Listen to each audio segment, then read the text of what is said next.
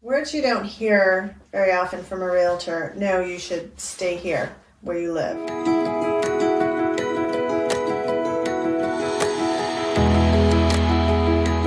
So I go to a lot of people's houses, and I'm happy to do so, where they're sort of trying to figure out, should I move or should I stay? Or as I like to say, should you love it or list it, just like the show? Because sometimes it just makes more sense. Moving is an expensive process, as we all know. Beyond the whole buying the house, there's just the moving expenses and all of that, and the emotional expenses, which, it's a big deal. I think it's like one of the top 3 stressors in people's lives, like after marriages and death.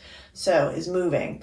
So when I go to someone's house, we sort of talk about, well, why do you want to move? And, have you considered renovating? Because sometimes it's much more cost efficient to stay where you are and put an addition on, or renovate sort of the space that you have. And I think when you're living in a house, sometimes you just don't have the imagination to sort of figure out, what could I do here? But I have a different set of eyes, so I see a lot of houses, obviously. So when I come in, I can sort of give you a different viewpoint about what you could do with your own house and the cost of, okay, well, if this is what you want to add on, right? Like I need another bedroom, maybe I need a family room.